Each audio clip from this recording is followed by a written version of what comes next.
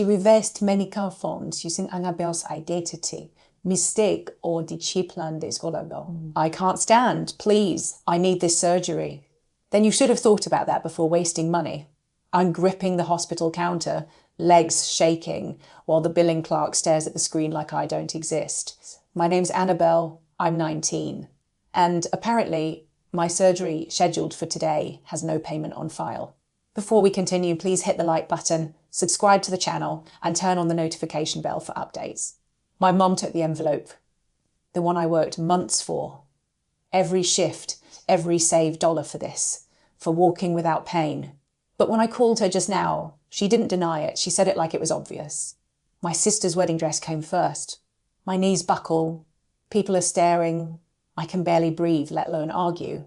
Then the surgeon walks past, glances at my file, and suddenly stops.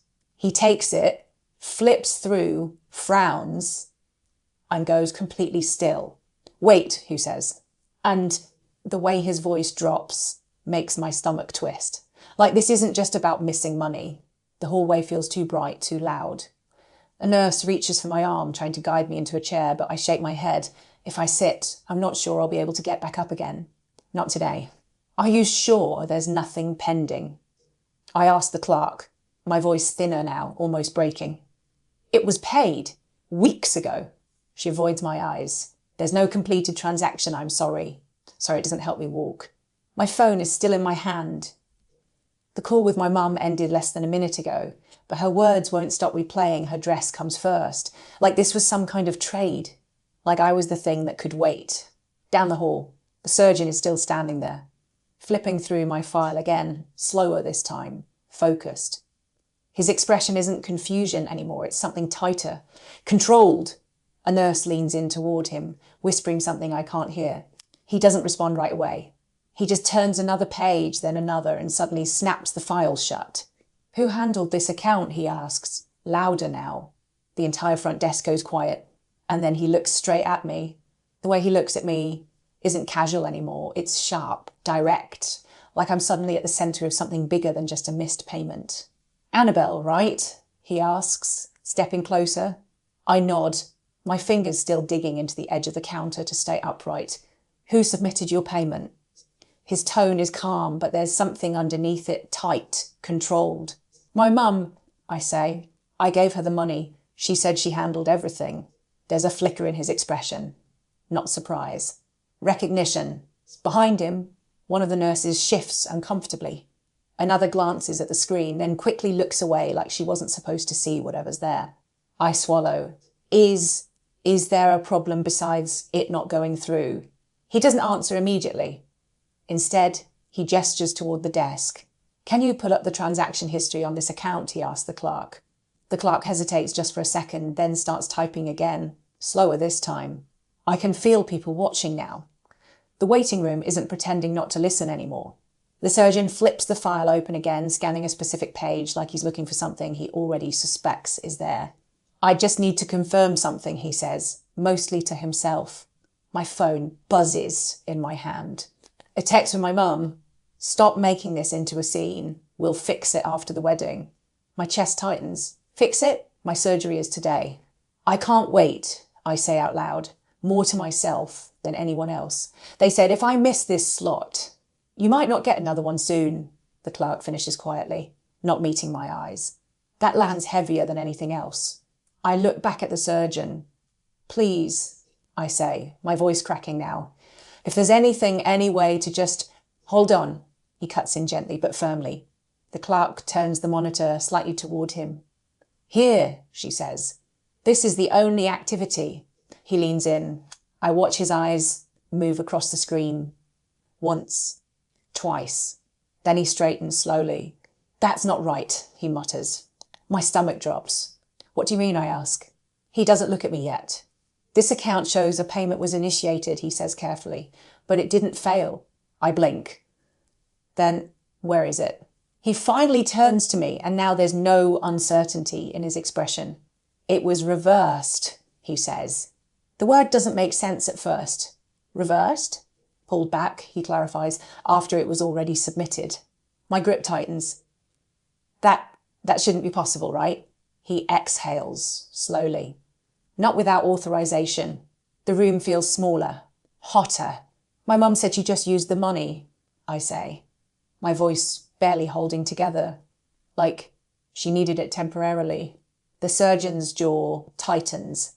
Annabelle, he says, more serious now. That's not what this looks like. A cold weight settles in my chest. Then what does it look like? I whisper. Before he can answer, my phone starts ringing again. Mum. I stare at the screen. The surgeon glances at it, then back at me. Answer it, he says. I hesitate, then hit accept, putting it on speaker without even thinking. What now? My mum snaps immediately. I told you I'm in the middle of... Did you cancel my surgery payment? I cut in, my voice shaking. There's a pause.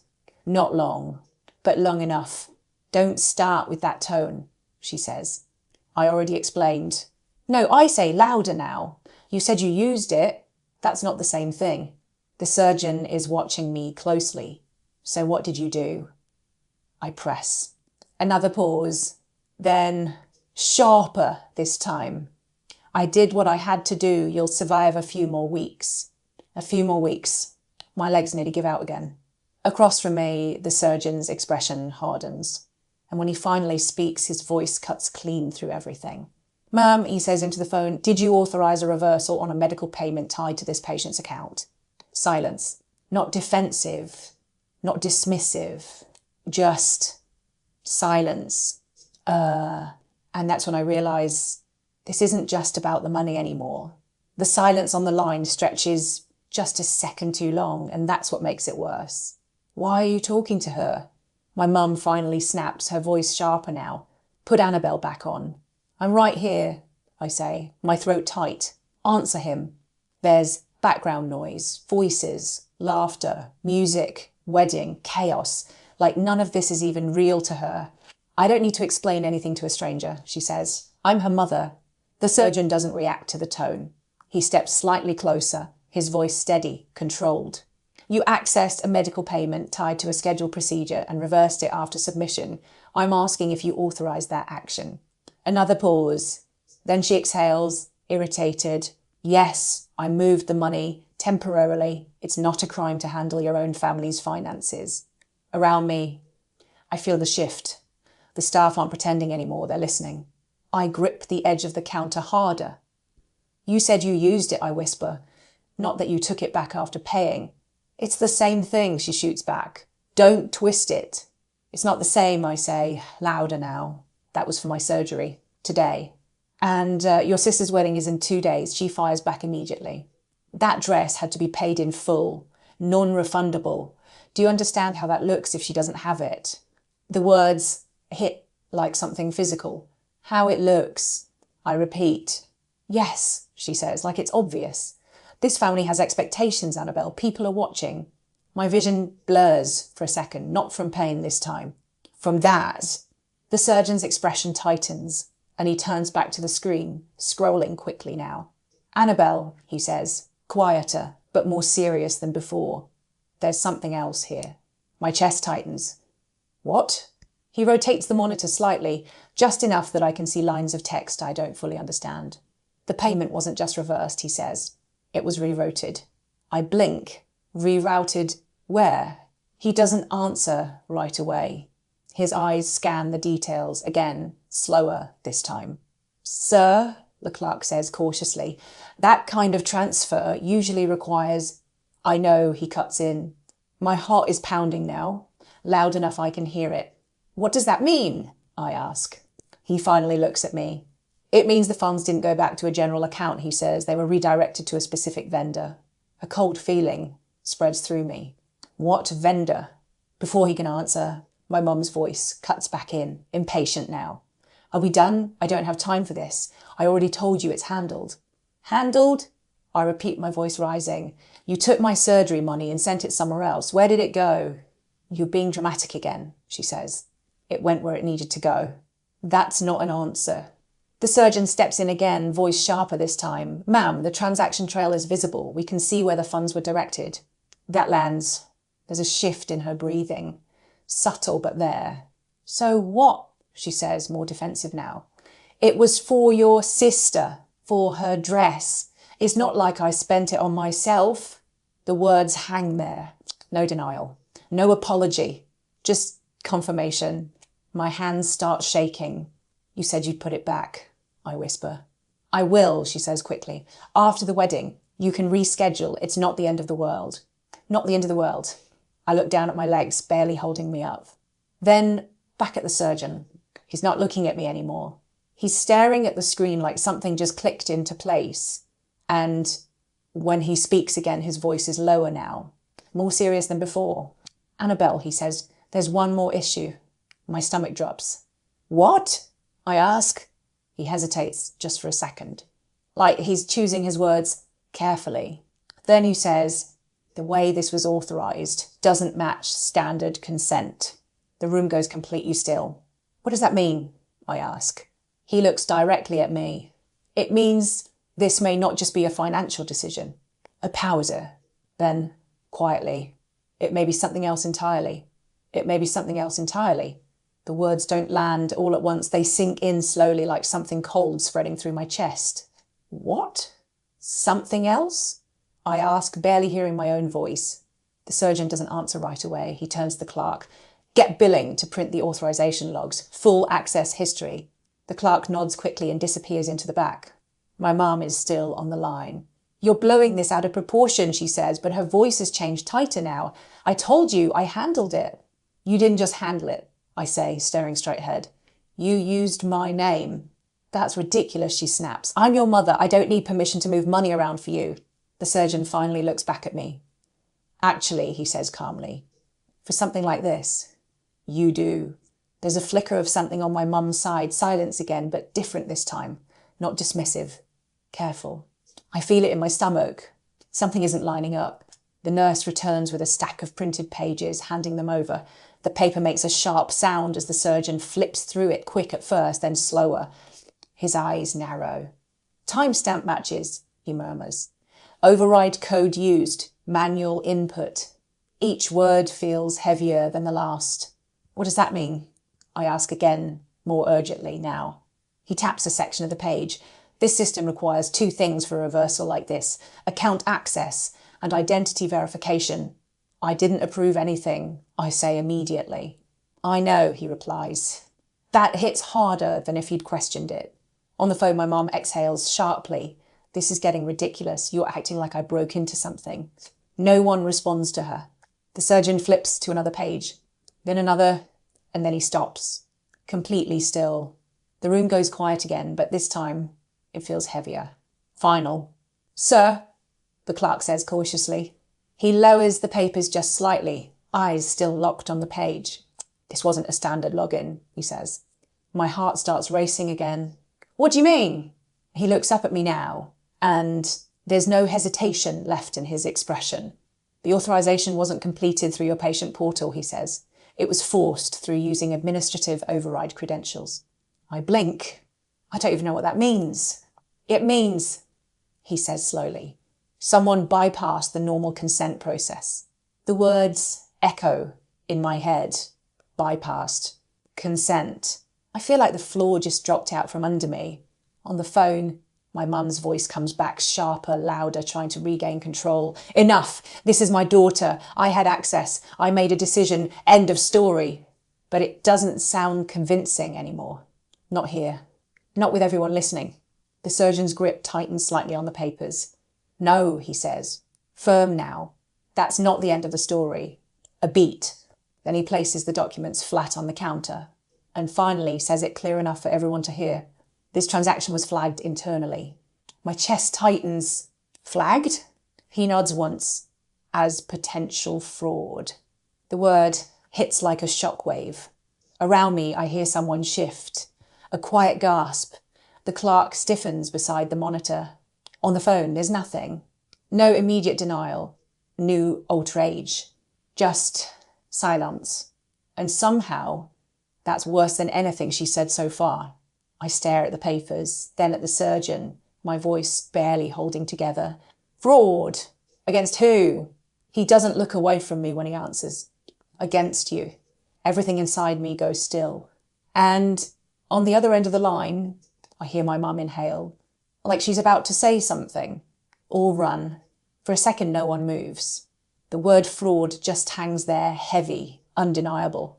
Against you, the surgeon repeats, quieter this time, like he wants to make sure I actually hear it. I do. I feel it in my chest more than I hear it. What happens now? I ask, my voice unsteady. He sets the papers down carefully, like they matter.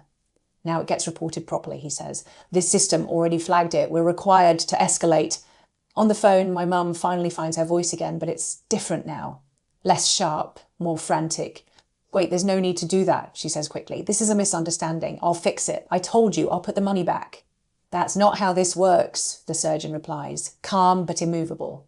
You accessed restricted authorization and redirected medical funds under someone else's consent profile. I'm her mother, she snaps again, louder now. I had every right. No, he cuts in, firm. You didn't. Silence. Not the kind she controls. The kind she can't. I stare straight ahead, my hands no longer shaking, just cold. You used my name, I say quietly into the phone. You made it look like I agreed. I was going to fix it, she insists, her voice cracking now. After the wedding, everything would have gone back to normal. Normal? I repeat. My legs still hurt. My back still burns every time I shift even slightly. There's nothing normal about this, I say. And for the first time, I don't wait for her to respond. I lower the phone and end the call. Things move quickly after that.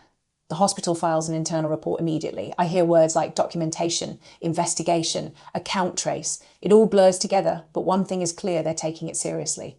The surgeon turns back to me, his tone shifting again, not just clinical anymore. Your surgery, he says. We're not cancelling it. I blink. But the payment, we'll handle that part, he says. There's an emergency hardship provision for situations like this. What happened here qualifies. The tightness in my chest loosens just enough for me to breathe. You mean I can still? You're still on the schedule, he confirms.